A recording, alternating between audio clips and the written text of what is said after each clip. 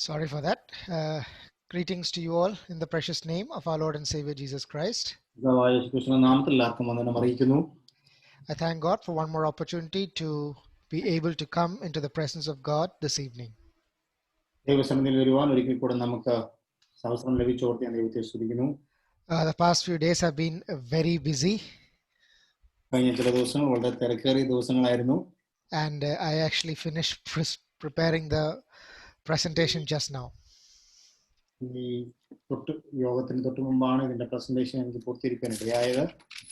But I trust in the Lord that He will make a way. കർത്താവിനെ ആശ്രയിക്കും. കർത്താവ് കൃപ നൽകി നമ്മളെ സഹായിക്കുമാറാകട്ടെ. It is the Spirit of the Lord that is teaching us, and we trust the Spirit of the Lord to give to the assembly what He means to give. ദൈവസന്നിധിയിൽ വരുമ്പോൾ പരിശുദ്ധാത്മാവ് സഭയ്ക്ക് വേണ്ടത് എന്താണെന്ന് വെച്ചാൽ വിഭാഗിച്ചു കൊടുക്കും എന്നുള്ള വിശ്വാസം ദൈവത്തിൽ ആശ്രയിക്കുന്നു. We have been looking together at the Song of Songs. ഉത്തമഗീതത്തെ പറ്റി ഉത്തമഗീതം നാം ധ്യാനിച്ചുകൊണ്ടിരിക്കുകയായിരുന്നു. In the first idyll, we learned or we meditated together about the desire for communion and the enjoyment of that communion. ഒന്നാമത്തെ ചെറിയ കാവ്യത്തിൽ ആ ഇടലിൽ കൂട്ടായ്മ അല്ലെങ്കിൽ ആ അകമഴിഞ്ഞ ബന്ധം ആഗ്രഹിക്കുകയും അത് ആസ്വദിക്കുകയും ചെയ്യുന്ന ശൂലേംകാരത്തെ നമുക്ക് കാണുവാനിടയായി. And then in the second idyll, we saw that that communion was lost and then it was restored. ആ കൂട്ടായ്മ രണ്ടാം ചെറിയ കാവ്യമായപ്പോഴത്തേക്ക് അത് നഷ്ടപ്പെടുകയും എന്നാൽ അതിനുശേഷം അത് പുനഃസ്ഥാപിക്കപ്പെടുകയും ചെയ്തതായി നമുക്ക് കാണുവാൻ കഴിഞ്ഞു. And we understood how important it is to maintain the communion that we have with our beloved. നമ്മുടെ പ്രാണപ്രിയനുമായുള്ള നമ്മുടെ ബന്ധം തുടരേണ്ടതിന്റെ ആവശ്യകത എത്രമാത്രമാണെന്ന് നമുക്ക് ചിന്തിക്കാനിടയായി. It was very heartening to come to the third idyll. വളരെ ഹൃദയസ്പർശിയായാണ് നാം മൂന്നാമത്തെ ചെറിയ കാവ്യത്തിലേക്ക് കടന്നു വന്നത്. After waiting for a long time in anticipation for this great day, at last that great day comes. ഈ ദിവസത്തിനായുള്ള കാത്തിരിപ്പിന് ശേഷം ആ ദിവസം ആസന്നമായി അവരുടെ മുമ്പാകെ വരികയാണ്. And we started looking upon the drawing of that great day when Solomon is wedded to the Shulamite.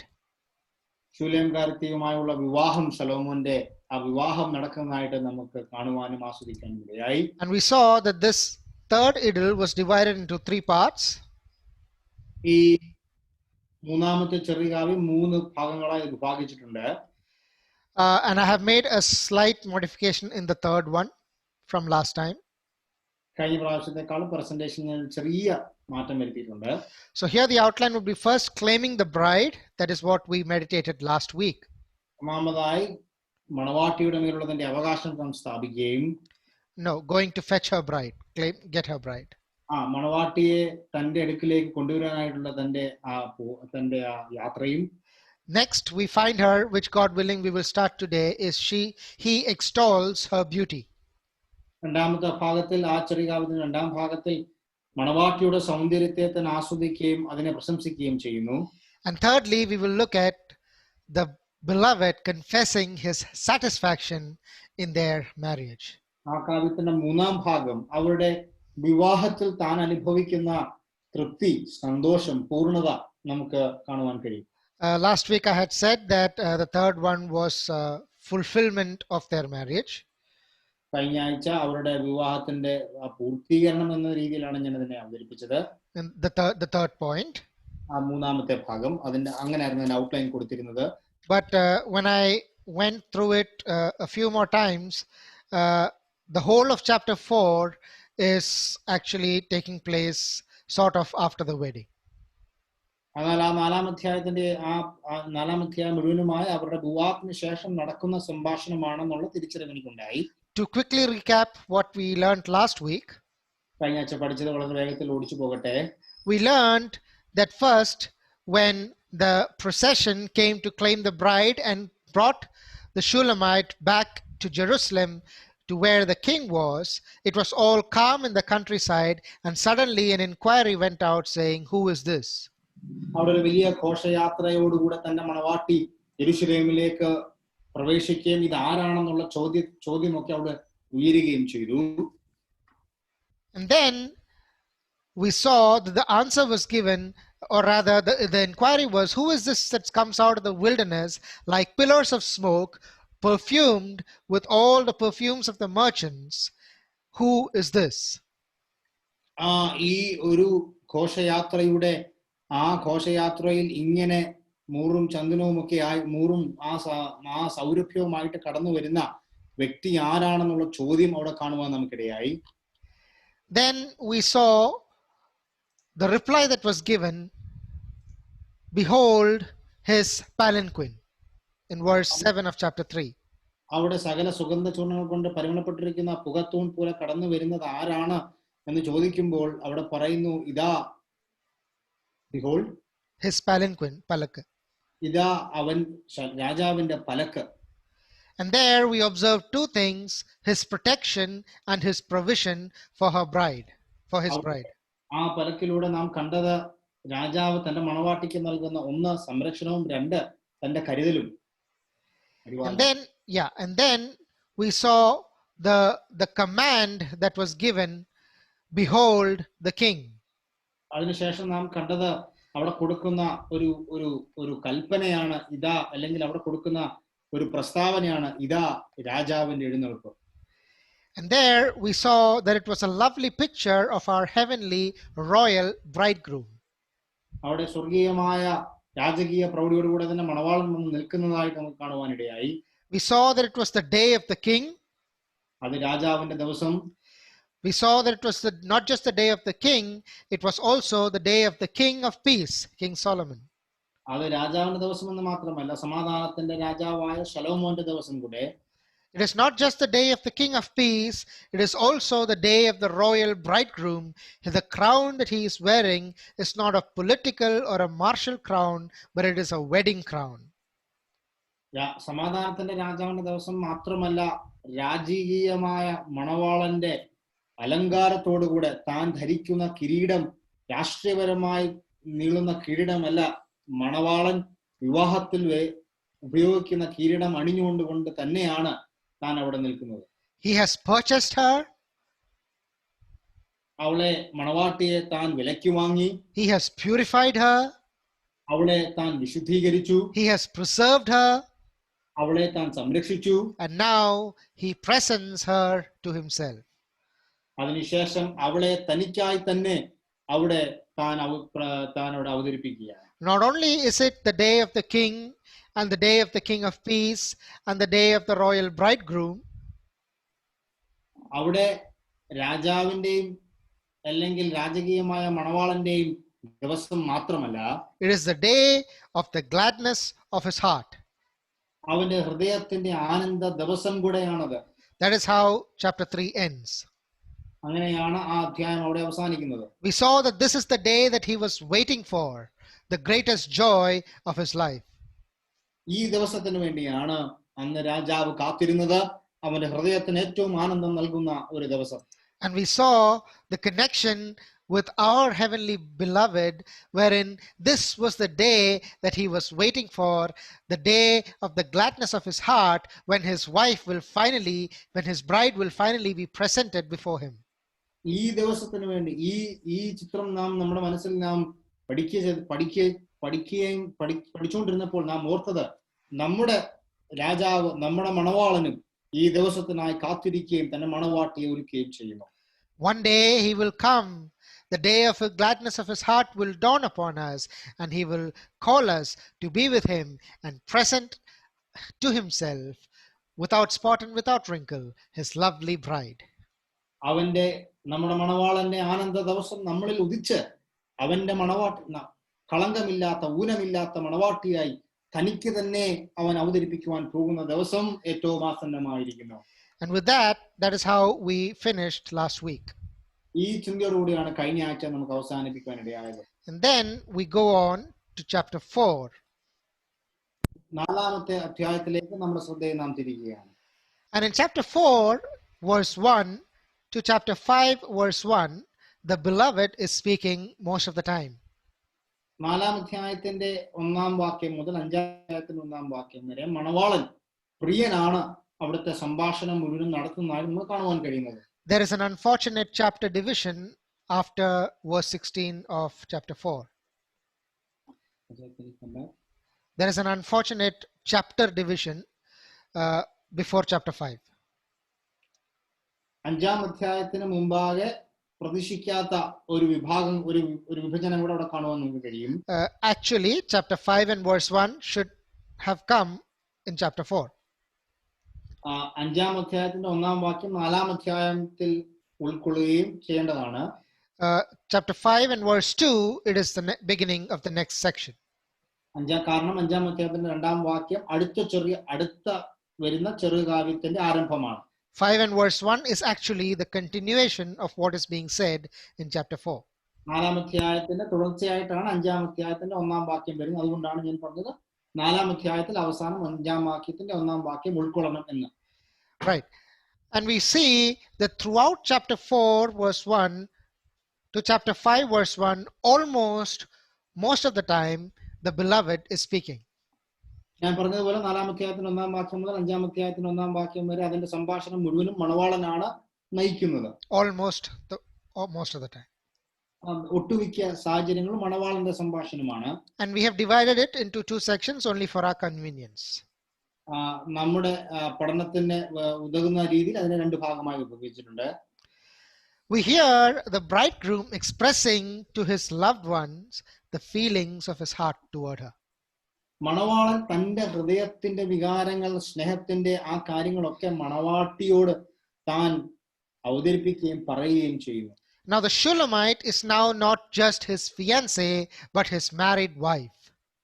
ഇപ്പോൾ ശൂലേംകാരത്തി തനിക്കായി ഉറപ്പിച്ചു നിൽക്കുന്ന വിവാഹം കഴിക്കുവാൻ പോകുന്ന വ്യക്തി എന്ന് മാത്രമല്ല, ഇപ്പോൾ തന്റെ ഭാര്യ, തന്റെ ആത്മസഖി കൂടെയാണ്. And here in this chapter for the first time Solomon calls her my spouse, my bride. ഈ അധ്യായത്തിൽ ആദ്യമായി ശലോമോൻ തന്റെ ഭാര്യയായി തന്നെ അവിടെ അഭിസംബോധന ചെയ്യുകയാണ്. And we see about 6 times he calls her my spouse. അവിടെ ഏകദേശം 6 തവണ തന്റെ മണവാട്ടിയെ തന്റെ ഭാര്യയായി തന്നെ അവിടെ അഭിസംബോധന ചെയ്യുന്നു. We see the king expressing his admiration and his delight in his bride. അവൻ ഹൃദയത്തിലെ തന്റെ മണവാട്ടി, തന്റെ ഭാര്യയിലുള്ള തന്റെ ആ ആനന്ദവും തന്റെ ആ ആരാധനയും ഒക്കെ താൻ അവിടെ അവതരിപ്പിക്കുകയാണ്. And it is believed perhaps that this scene is taking place in their personal chambers. ഒരു പക്ഷേ അവരുടെ സ്വകാര്യമായ നിമിഷങ്ങളിലാണ് മണവാളൻ ഈ സംഭാഷണം മണവാട്ടിയോട് തന്നെ പ്രശംസിച്ചുകൊണ്ട് തന്റെ ആനന്ദം താൻ അവിടെ പകരുന്നത്. And most probably she is sitting veiled beside him. ഒരു പക്ഷേ തന്റെ മുഖത്ത് മൂടുപടം ഇട്ടുകൊണ്ടായിരിക്കണം മണവാളന്റെ അടുക്കൽ, രാജാവിന്റെ അടുക്കൽ മണവാട്ടി ഇരിക്കുന്നത്. And the scene is that he slowly lifts the veil up. അതിന്റെ അവിടെ തന്നിരിക്കുന്ന കാവ്യത്തിന്റെ ചിത്രീകരണം എന്ന് പറയുന്നത് ആ മൂടുപടം മണവാട്ടി താൻ എടുക്കുകയും and he describes her features, her beauty. അത് ആ മൂടുപടം എടുക്കുന്ന ആ മണവാട്ടിയെ നോക്കിക്കൊണ്ട് മണവാട്ടിയുടെ സൗന്ദര്യത്തെ താൻ ആസ്വദിക്കുകയും പ്രശംസിക്കുകയും വിവരിക്കുകയും ചെയ്യുന്നു. And another wave of love is lavished upon his bride. ആ ഒരു സ്നേഹപകർച്ചയിൽ അനേകവിധമായ സ്നേഹവും സംഭാഷണവും ആദരവും ഒക്കെ താൻ മണവാളനോട് പകരുകയാണ്. And here it begins, behold thou art fair, my love, 4 and verse 1, behold thou art fair. നാലാം അധ്യായത്തിന് ഒന്നാം വാക്യം താൻ ഇങ്ങനെ ആരംഭിക്കുന്നു, എന്റെ പ്രിയേ നീ സുന്ദരി തന്നെ. Again in chapter, or rather same chapter, verse 7, thou art all fair, my love, there is no spot in thee. ഏഴാം വാക്യത്തിൽ എന്റെ പ്രിയ നീ സർവാംഗ സുന്ദരി, നിന്നിൽ യാതൊരു ഊനവുമില്ല. Verse 10, how fair is thy love, my sister, my spouse, how better is thy love than wine. എന്റെ സഹോദരി, എന്റെ കാന്തേ, നിന്റെ പ്രേമം എത്ര മനോഹരം, വീഞ്ഞിനേക്കാൾ നിന്റെ പ്രേമം സകലവിധ സുഗന്ധവർഗത്തേക്കാൾ നിന്റെ തൈലത്തിന്റെ പരിമളവും എത്ര രസകരം. So this section begins with a twofold call to behold that she is fair. 2 തവണ എടുത്തു പറഞ്ഞുകൊണ്ടാണ് മണവാളൻ പറയുന്നത്, എന്റെ മണവാട്ടി സുന്ദരി തന്നെ. And then the section ends by saying thou art altogether fair. ഇത് അവസാനിക്കുമ്പോഴും താൻ പറയുകയാണ്, നീ സർവാംഗ സുന്ദരി തന്നെ. There is no scolding in the Song of Songs, only affirmation. ഇവിടെ സ്നേഹത്തിന്റെ സംഭാഷണമല്ലാതെ വേറെ യാതൊരു സ്വരച്ചേർച്ചയും ഇവിടെ കാണുന്നില്ല. We see the gracious heart of God, who despite our flaws and our shortcomings, he sees only the good in us. നമ്മളിലുണ്ടാകുന്ന സകല പോരായ്മകളും മാറ്റിവെച്ച് നമ്മളിലുള്ള നന്മ മാത്രം കാണുന്ന ദൈവത്തിന്റെ കാരുണ്യം നിറഞ്ഞ കൃപ നിറഞ്ഞ ഹൃദയത്തിന്റെ ഒരു ചിത്രീകരണം. He knows all about you and me. He knows our stumbles and our falls. നമ്മുടെ സകല കാര്യങ്ങളും കർത്താവിന് അറിയാം. നമ്മുടെ വീഴ്ചകളും നമ്മുടെ ഇടർച്ചകളും ഒക്കെ കർത്താവ് അറിഞ്ഞിട്ടാണ് നമ്മളെ താൻ പ്രശംസിക്കുന്നത്. And still his thoughts are filled with love for each of us. എന്നിട്ടും അവന്റെ ചിന്തകൾ നമ്മെക്കുറിച്ചുള്ള അവന്റെ ചിന്തകൾ എത്രയോ സ്നേഹം നിറഞ്ഞ ചിന്തകളും പ്രശംസയും ആണ് ദൈവം നമുക്ക് പറയുന്നത്. He has erased all our sins. He has destroyed all the evidence. He has deleted all the files, and we are washed clean before him. നമ്മുടെ സകല പാപവും അതിന്റെ കുറ്റബോധവും അതിന്റെ സകല കറകളും നമ്മളിൽ നിന്ന് നീക്കി നമ്മളെ ശുദ്ധീകരിച്ച് അവന്റെ മുമ്പിൽ അവൻ നിർത്തിയിരിക്കുന്നു. The love of Jesus is not just a temporary mood swing between his acts of judgment. കർത്താവായ യേശുക്രിസ്തുവിന്റെ സ്നേഹം താൽക്കാലികമായി വന്ന ഒരു വികാരപ്രകടനമല്ല. It endures past our failures, past all our immaturity and our feeble attempts in walking with God. അത് സ്ഥിരതയും സഹിഷ്ണുതയും നിറഞ്ഞ ദീർഘമായ ദൈവത്തിന്റെ സ്നേഹമാണ്. Even when we are most aware of our weaknesses, he still calls us beautiful. നമ്മുടെ വീഴ്ചകളും തോൽവികളും ഒക്കെ നമുക്ക് നമ്മുടെ ഉള്ളിൽ തന്നെ ആ ബോധമുണ്ടെങ്കിൽ പോലും ദൈവം നമ്മളെ പൂർണ്ണരായി പ്രശംസിക്കുവാൻ തന്നെ ദൈവം തയ്യാറാകുന്നു. And the beauty of his bride in the beloved's eyes are presented to us in 7 particular beauties. 7 പ്രത്യേകമായ തലത്തിലാണ് മണവാളന്റെ കണ്ണുകളിൽ മണവാട്ടി എത്ര സൗന്ദര്യമുള്ളവൾ എന്ന് താൻ വിവരിക്കുന്നത്. And probably 7 perhaps an indication of perfection in the scriptures. ഒരുപക്ഷെ 7 എന്ന് പറയുന്നത് നമ്മുടെ വേദപുസ്തകത്തിൽ പല സ്ഥലങ്ങളിലും പൂർത്തീകരണത്തിന്റെ ഒരു സംഖ്യയായി നാം കണക്കാക്കാറുണ്ട്. And I want to warn you that it is not necessary exactly to fix the spiritual significance of each of this. ഇതിന്റെ ഈ സൗന്ദര്യം താൻ അവിടെ പ്രശംസിക്കുമ്പോൾ അതിന്റെ എല്ലാത്തിനും ആത്മീയമായ തലം കൊണ്ടുവരേണ്ടത് ആവശ്യമില്ല എന്ന് ഞാൻ ഓർമ്മിപ്പിക്കട്ടെ. There are some things that are very obvious. We can take applications out of that. ഇതിനകത്ത് ചില കാര്യങ്ങൾ വളരെ ലിറ്ററൽ ആയിട്ട് തന്നെ നമുക്ക് അതിന്റെ പ്രായോഗികത നമുക്ക് എടുക്കാം. You cannot always fix a spiritual significance to what is being said here. അതായത് ഇവിടെ പറഞ്ഞിരിക്കുന്ന എല്ലാ കാര്യങ്ങൾക്കും അതിനെ ആത്മീയവൽക്കരിക്കേണ്ട കാര്യമില്ല. അക്ഷരാർത്ഥത്തിലുള്ള തർജ്ജമയിൽ തന്നെ നമുക്കത് മനസ്സിലാക്കുവാൻ കഴിയും. The literal meaning of all that is said here from verse 1 to verse 7 is actually literally after a wedding has taken place. ഇവിടെ 1-ാം വാക്യം മുതൽ 7-ാം വാക്യം വരെ കാണുന്ന അവിടെ ആ സൗന്ദര്യത്തിന്റെ പ്രശംസ അവിടെ വിവരിക്കുന്ന വിവരണങ്ങൾ അക്ഷരാർത്ഥത്തിൽ വിവാഹത്തിന് ശേഷം നടക്കുന്ന കാര്യങ്ങളുടെ ഒരു വിവരണവും ഒരു സൗന്ദര്യ സ്നേഹപകർച്ചയും ഒക്കെയാണ്.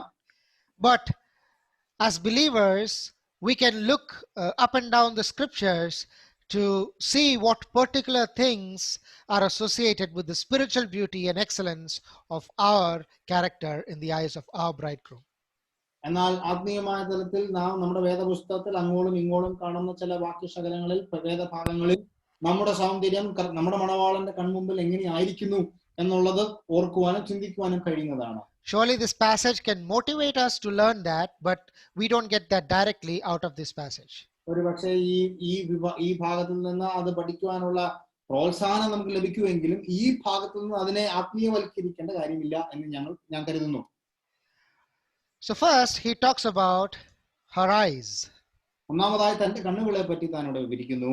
And we already looked at it at chapter 1 and verse 15. 1-ാം അധ്യായത്തിന്റെ 15-ാം വാക്യത്തിൽ നാം അത് നേരത്തെ ശ്രദ്ധിച്ചതാണ്. He says that thou hast dove's eyes within thy locks. നാം 1-ാം അധ്യായത്തിന്റെ 15-ാം വാക്യത്തിൽ 4 verse 1. 4-ാം അധ്യായത്തിന്റെ 1-ാം വാക്യത്തിൽ വായിക്കുന്നു, പ്രാവിൻ കണ്ണുപോലെ നിന്റെ കണ്ണുകൾ ഇരിക്കുന്നു. And 1 verse 15 also, it was the same thing. Thou art fair, thou hast dove's eyes. അവിടെയും നീ എന്റെ പ്രിയ നീ സുന്ദരി നിന്റെ കണ്ണ് പ്രാവിൻ കണ്ണ് പോലെ ഇരിക്കുന്നു എന്ന് നമുക്ക് അവിടെ കാണുവാൻ കഴിഞ്ഞതാണ്. We already explained that, so I'm not going into it detail again.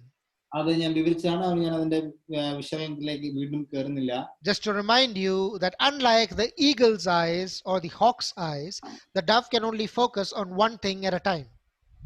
പരുന്തിന്റെയോ അല്ലെങ്കിൽ കഴുകന്റെയോ കണ്ണുകൾ പോലെ അല്ല പ്രാവിൻ കണ്ണുകൾക്ക് ഒരു കാര്യം ഒരേ സമയത്ത് ഒരു കാര്യത്തിന് മാത്രമേ ശ്രദ്ധ വെക്കുവാൻ കഴിയുകയുള്ളൂ. And they remain close together and their eyes are often upon each other to the exclusion of all the others. രണ്ട് പ്രാവുകൾ ഒരുമിച്ചിരിക്കുമ്പോൾ അവരുടെ കണ്ണുകൾക്ക് അങ്ങോട്ടും ഇങ്ങോട്ടും നോക്കുവാൻ അല്ലാതെ വേറൊരു കാര്യത്തിൽ അവർക്ക് ശ്രദ്ധ ഫലിപ്പിക്കുവാൻ കഴിയില്ല അവരുടെ കണ്ണുകൾക്ക്. And therefore it is necessary for us to fix our eyes on Jesus, the author and finisher of our faith. വിശ്വാസത്തിന്റെ നായകനും പൂർത്തീകരിക്കുന്നതിനുമായ യേശുവിനെ ശ്രദ്ധിച്ചു നോക്കുവാൻ നമ്മുടെ കണ്ണുകൾ സ്ഥിരതയുള്ളതായിരിക്കാൻ ദൈവം നമ്മളെ സഹായിക്കട്ടെ. Perhaps dove's eyes would mean that. ഒരു പക്ഷേ പ്രാവിൻ കണ്ണുകൾ എന്ന് ഉദ്ദേശിക്കുന്നത് അതുകൊണ്ടായിരിക്കാം. It speaks of tenderness and affection and devotion.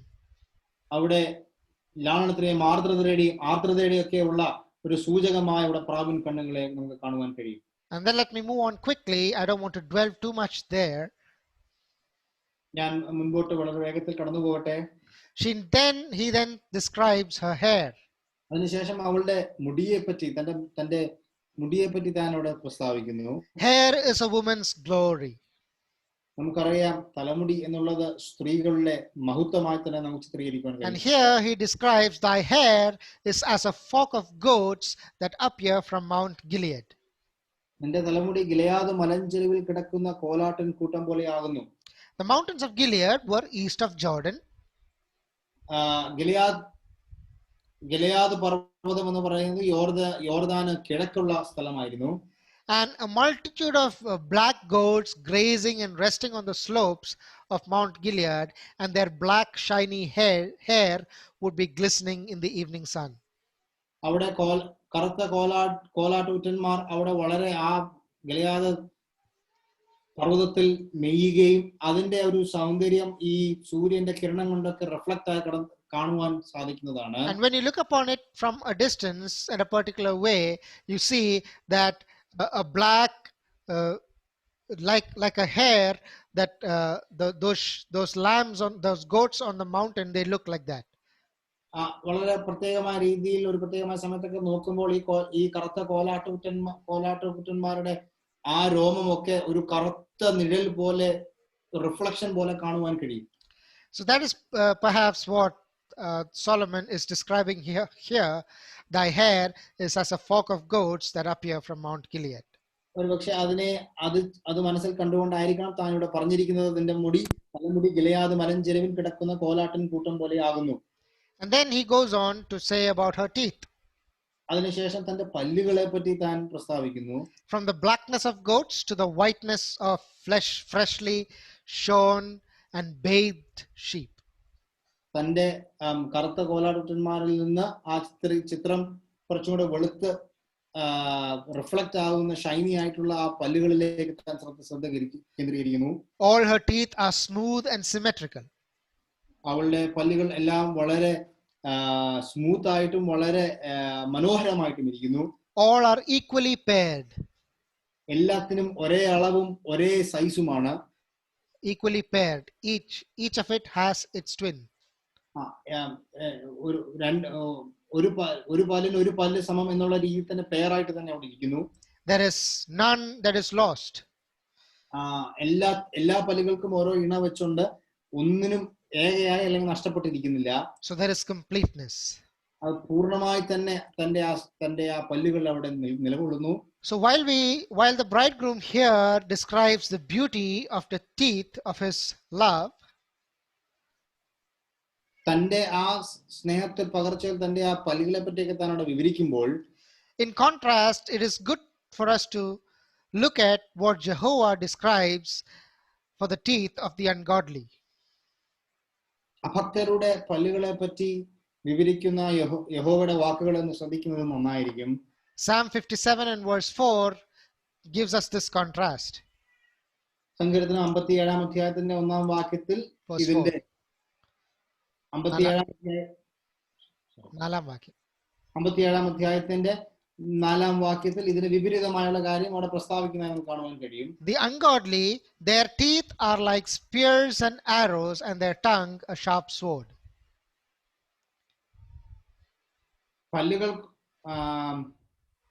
പല്ലുകൾ കുന്തങ്ങളും അസ്ത്രങ്ങളും നാവ് മൂർച്ചയുള്ള വാളുമായിരിക്കുന്ന മനുഷ്യപുത്രന്മാരുടെ ഇടയിൽ തന്നെ. Also turn to Proverbs 30 and verse 14. സദൃശവാക്യം 30 അധ്യായത്തിന്റെ 14 വാക്യം. And there it speaks about a generation whose teeth are as swords and their jaw teeth as knives. അവിടെ ഒരു തലമുറയുടെ പല്ലുകൾ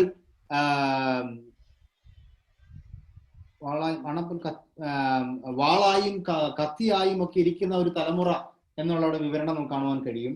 So it's good for us to study the contrast. അതിന്റെ ഈ ഉത്തമഗീതത്തിൽ കാണുന്ന പല്ലുകളുടെ സൗന്ദര്യവും ഇവിടെ നാം വായിക്കുന്ന പല്ലുകളും തമ്മിലുള്ള ആ വിപരീതം, ആ വൈരുദ്ധ്യം നമുക്കൊന്ന് കാണുവാൻ കഴിയുന്നത് നമ്മുടെ പഠനത്തിൽ നന്നായിരിക്കും. I'm just leaving it for your private meditation. നിങ്ങളുടെ സ്വകാര്യമായുള്ള ധ്യാനത്തിന് വേണ്ടി ഞാൻ അതിനെ അവിടെ വിടുന്നു. And then he speaks about her lips, verse 3. അതിനുശേഷം തന്റെ ചുണ്ടുകളെ പറ്റി താൻ അവിടെ വിവരിക്കുകയാണ്. Your lips are like a thread of scarlet, and thy speech is comely. നിന്റെ ചുണ്ടുകൾ, നിന്റെ അധരം കടുംചുവപ്പ് നൂൽ പോലെയും നിന്റെ വായ മനോഹരമാകുന്നു. That also contributes to her overall beauty. അതും തന്റെ ആ മുഴുവനായുള്ള സൗന്ദര്യത്തിന് ഒരു വലിയ ഭാഗം അതവിടെ ഉണ്ട്. And in sharp contrast, the lips of a leper were thick and white, which is the evidence of his disease. എന്നാൽ ഒരു കുഷ്ഠരോഗിയുടെ ചുണ്ടുകൾ എന്ന് പറഞ്ഞാൽ അത് വളരെ ഖനമുള്ളതും വളരെ വെളുത്തിരിക്കും. കാരണം അവന്റെ കുഷ്ഠത്തിന്റെ സൂചനയാണ് അവന്റെ ചുണ്ടുകൾ കാണുന്നത്. I just brought out the contrast so that we can appreciate what Solomon is trying to say. ഞാൻ അതിന്റെ വൈരുദ്ധ്യം പറയുന്നതിന്റെ കാരണം സലോമോൻ പറയുന്നതിന്റെ ആ സൗന്ദര്യം മനസ്സിലാക്കുവാൻ വേണ്ടിയാണ്. The lips are instruments of speech, and her speech is comely, it says. നമുക്കറിയാം ചുണ്ടുകൾ കൊണ്ട് മനോഹരമായ വാക്കുകൾ കടന്നു വരുന്നു. ആ തന്റെ വാക്കുകൾ പോലും തന്റെ സംഭാഷണം പോലും വളരെ മാതൃത്വം നിറഞ്ഞ സ്നേഹം നിറഞ്ഞ വാക്കുകളാണ്. What does it say in Malayalam? For thy speech is comely. മലയാളത്തിൽ നിന്റെ വായ് മനോഹരവുമാകുന്നു. Okay, it says your mouth is beautiful. Okay, in English, in the King James, it says your speech is comely. I think Malayalam, I think it's different. Yeah, does it mean that her speech is always appropriate? അവളുടെ സംഭാഷണം എപ്പോഴും ഉതകുന്നതായിരിക്കണം എന്നില്ല. It may mean that. ഒരു പക്ഷേ അവൾ താൻ സംസാരിക്കുന്ന സംഭാഷണം മുഴുവനും എപ്പോഴും വളരെ മനോഹരം തന്നെ ആയിരിക്കണം. A prominent feature in a spiritual believer is that his speech is always with grace, seasoned with salt. ദൈവഭക്തന്റെ സൂചകമായി അവന്റെ വാക്കുകൾ, അവന്റെ ആ സംഭാഷണമൊക്കെ കൃപയോടും ഉപ്പിനാൽ രുചി വരുത്തിയ വാക്കുകളൊക്കെ ആയിരിക്കുമെന്ന് നമുക്കറിയാം. No corrupt communication must proceed out of your mouth. അവന്റെ വാക്കുകളിൽ നിന്ന് യാതൊരു തലത്തിലും ഉള്ള അനീതിയുള്ള വാക്കുകൾ അല്ലെങ്കിൽ ശരിയല്ലാത്ത കാര്യങ്ങൾ അവന്റെ വായിൽ നിന്ന് പുറപ്പെടാൻ പാടില്ല. But only that which is good to the use of edifying. Ephesians 4:29. മറ്റുള്ളവരെ ആത്മീയമായ രീതിയിൽ അവരെ എഡിഫൈ ചെയ്യുന്ന വാക്കുകളല്ലാതെ ദുഷിപ്പിക്കുന്ന, വ്രണപ്പെടുത്തുന്ന, മലിനമാക്കുന്ന യാതൊരു കാര്യങ്ങളും സംഭാഷണവും വിശ്വാസിയുടെ വായിൽ നിന്ന് കടന്നു വരുവാൻ പാടില്ല.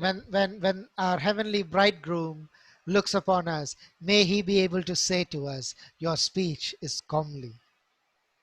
സ്വർഗീയ മണവാളൻ നമ്മളെ ശ്രദ്ധിക്കുമ്പോൾ കൃപ ലഭിക്കേണ്ട ആവശ്യം പോലെ ആത്മീയ വർധനയ്ക്കായി തന്നെ നല്ല വാക്കുകൾ പുറപ്പെടുവിക്കുന്ന ആളുകളായി തീരുവാൻ നമുക്കിടയാകട്ടെ. Then he goes on to describe her cheeks. അതിനുശേഷം തന്റെ കവിളുകളെ പറ്റി താൻ അവിടെ പ്രസ്താവിക്കുകയാണ്. And it says that they are like two halves of a pomegranate. മാതളപ്പഴത്തോടാണ് താൻ അവിടെ അതിനെ ഉപമിക്കുന്നത്. 4 and verse 3, the second part. മൂന്നാമത്തെ നിന്റെ ചെന്നികൾ നിന്റെ മൂടുപടത്തിൽ ഉള്ളിൽ മാതളപ്പഴത്തിൻ കണ്ണം പോലെ ഇരിക്കുന്നു. Yes, they blushed like a pomegranate. So that's the color of the pomegranate. അവളുടെ ആ കവിൾത്തടങ്ങൾ മാതുളപ്പഴത്തിന്റെ ആ നിറം പോലെയൊക്കെ തന്നെ അത് ഇരിക്കുന്നു എന്നുള്ളതാണ് ഇവിടെ മണവാളൻ പറയുന്നത്. And blushing is generally an indication of your modesty. അവിടെ ആ തന്റെ ആ സ്നേഹത്തിന്റെ അല്ലെങ്കിൽ ആ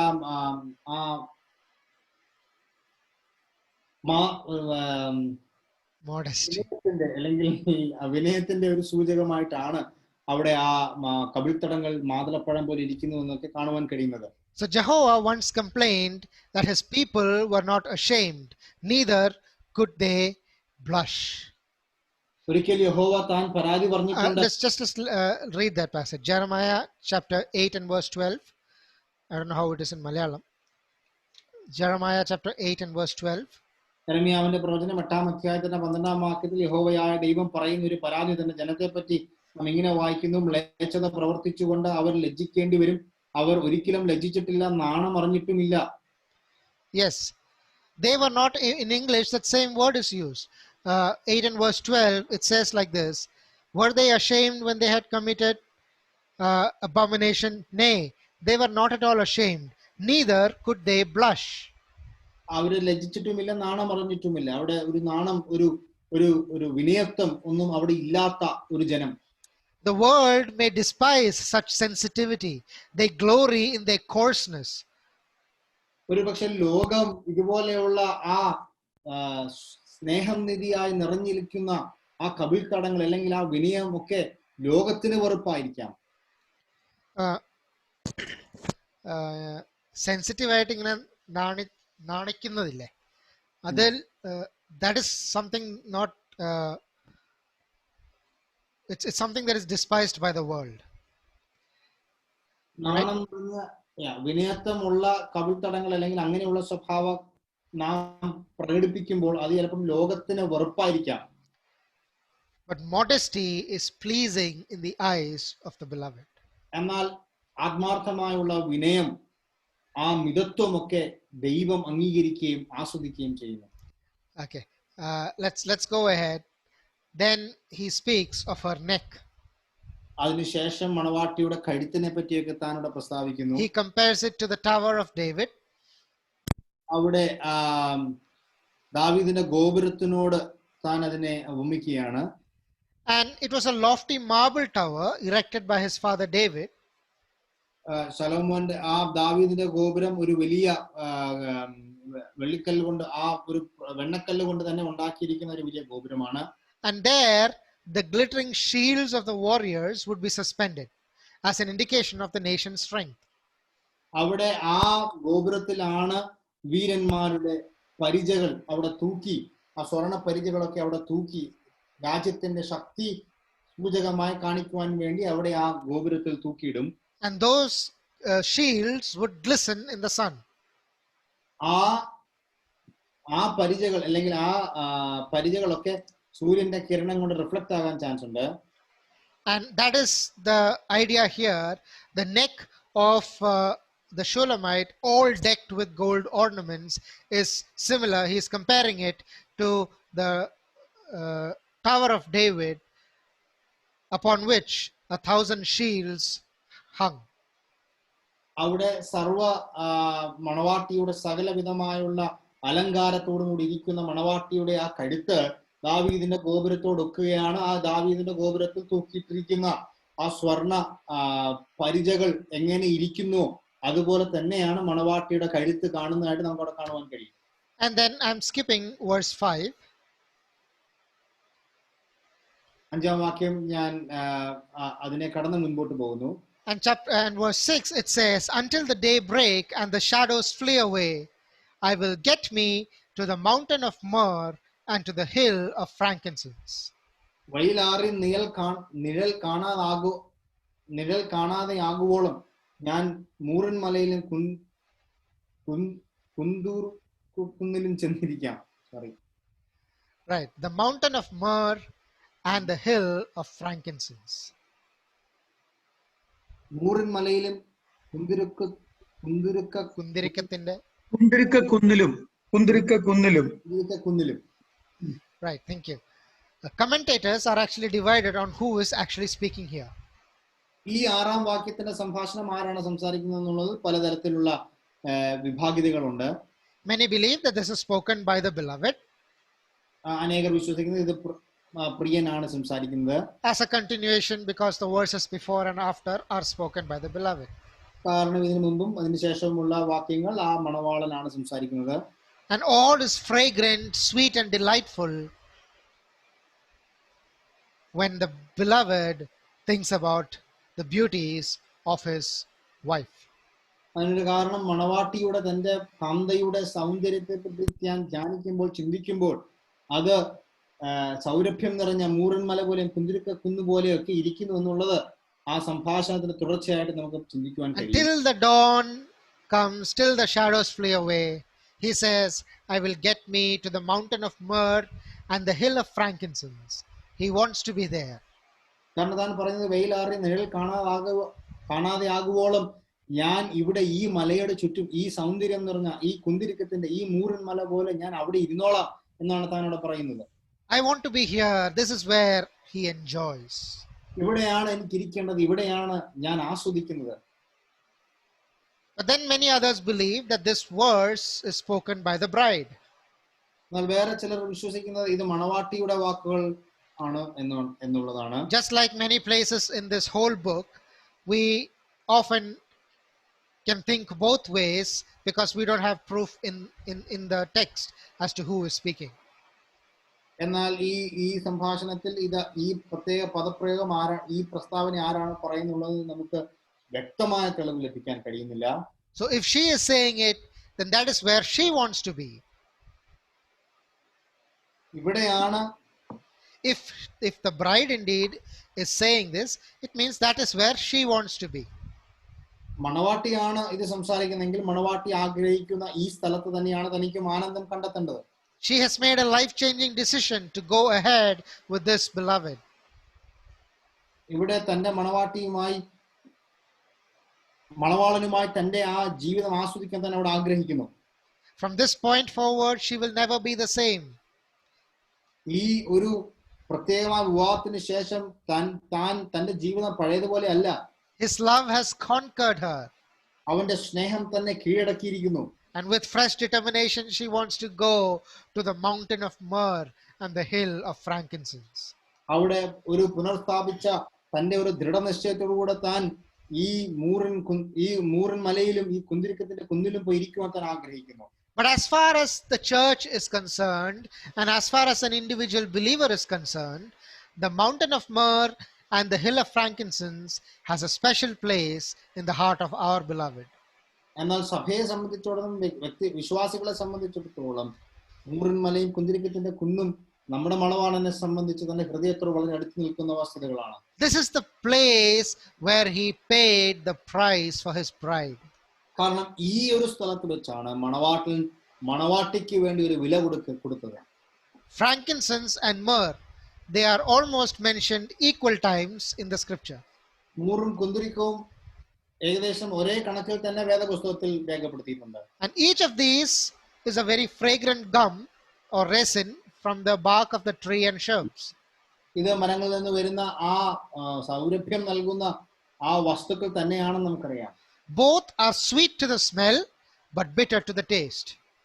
രണ്ടും രുചിച്ചു നോക്കുവാൻ നമുക്ക് കയ്പും എന്നാൽ സൗരഭ്യത്തിന് രണ്ടും വളരെ മനോഹരമായിരിക്കുന്നു.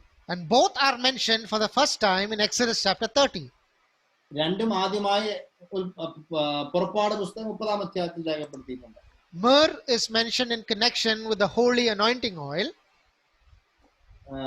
മൂറ് അഭിഷേകത്തിന്റെ തൈലവുമായി അതിനെ കണക്ട് ചെയ്തിരിക്കുന്നു.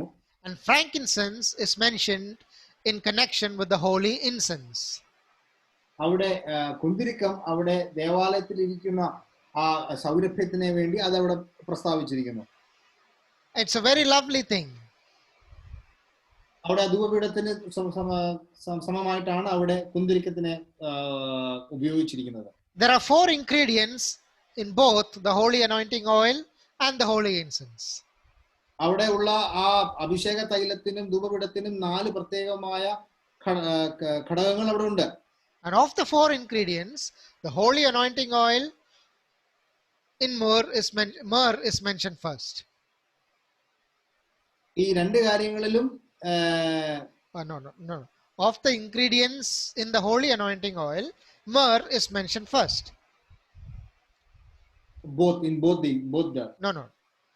Myrrh is only used in the holy anointing oil, and of the 4 ingredients, it is mentioned first.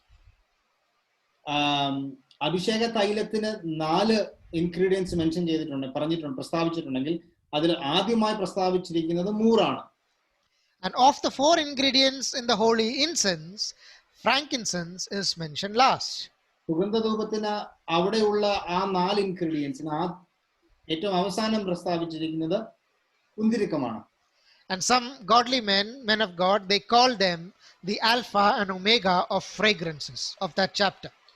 അവിടെ ആ 30-ാം അധ്യായത്തിന്റെ ആൽഫയും ഒമേഗയുമായി ഇതിന്റെ സൗരഭ്യത്തിന് കൊടുക്കുന്ന ഈ രണ്ട് കാര്യങ്ങൾ മൂറും കുന്തിരിക്കവുമായി അവിടെ രേഖപ്പെടുത്തിയിട്ടുണ്ട്. As to the spiritual significance of these two, it speaks of the moral glory of the Lord Jesus.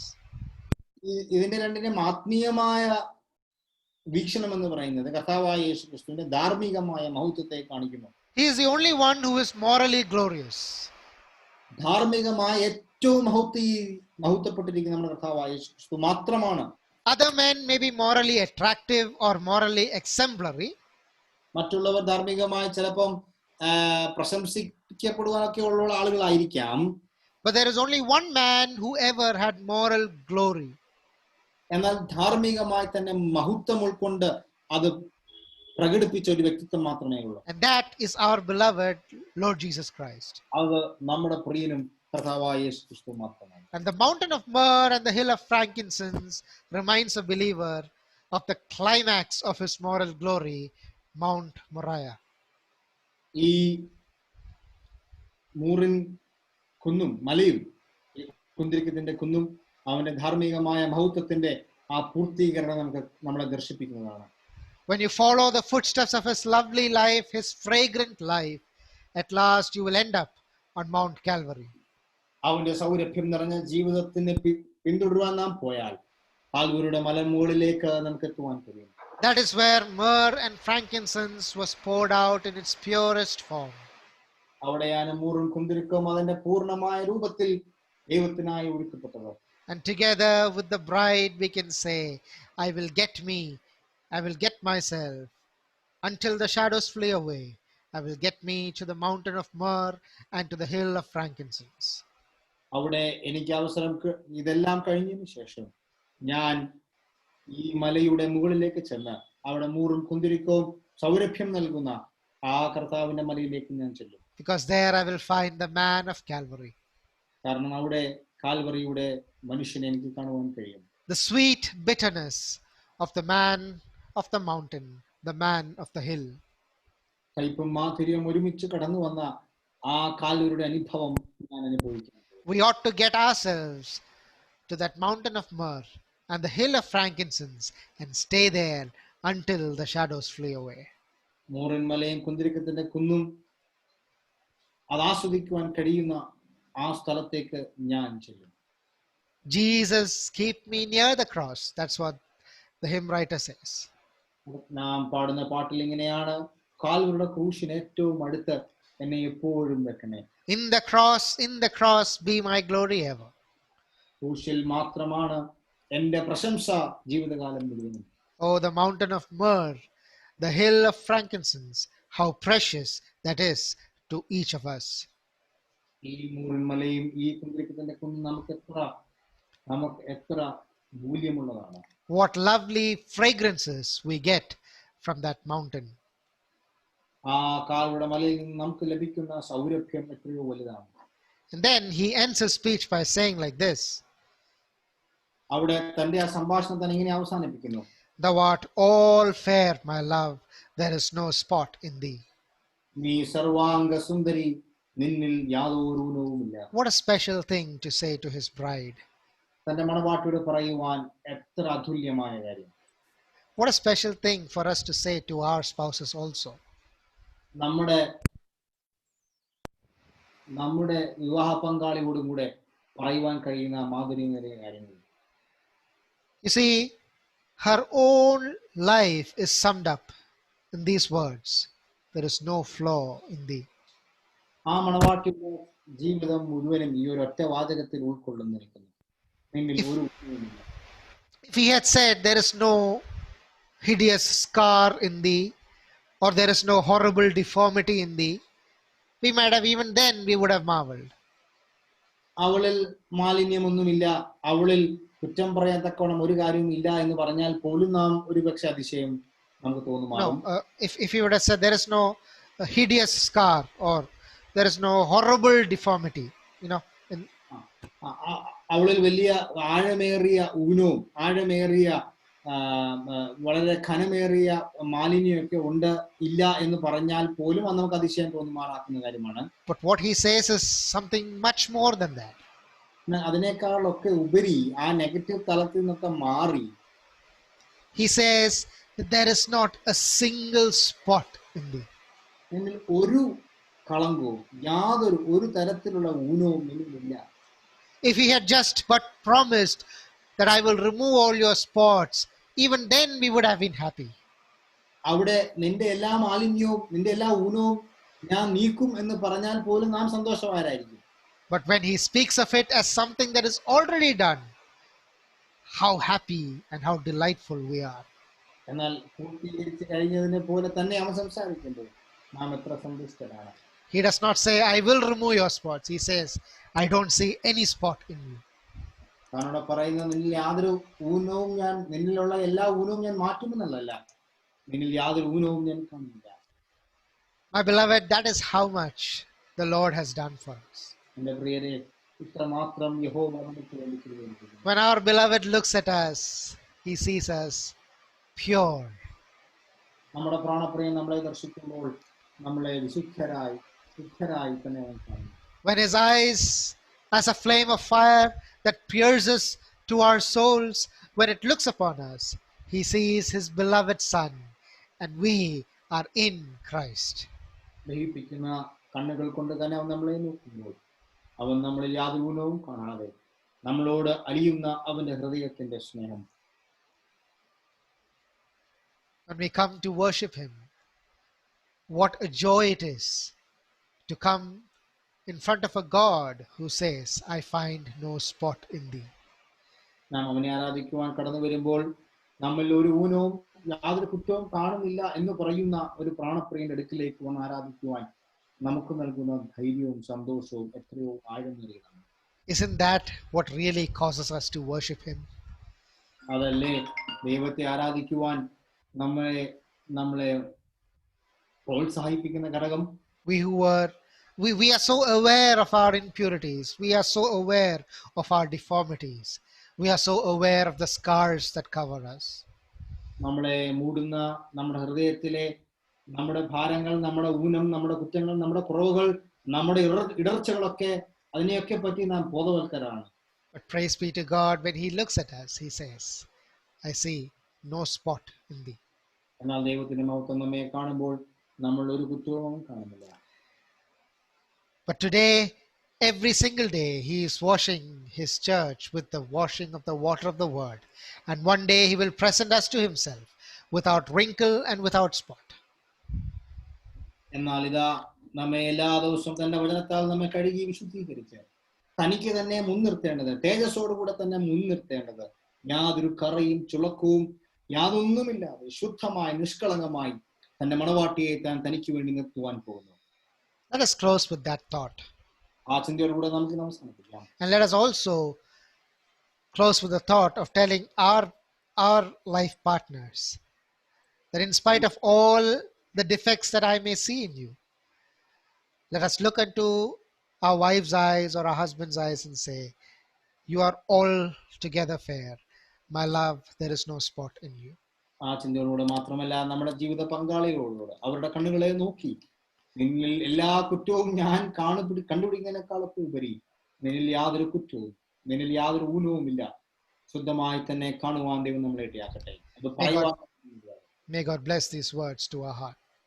ഈ വചനങ്ങളാൽ നമ്മുടെ ഹൃദയങ്ങളെ ദൈവം അനുഗ്രഹിക്കുമാറാകട്ടെ. May his name alone be glorified. നാമം മാത്രമേ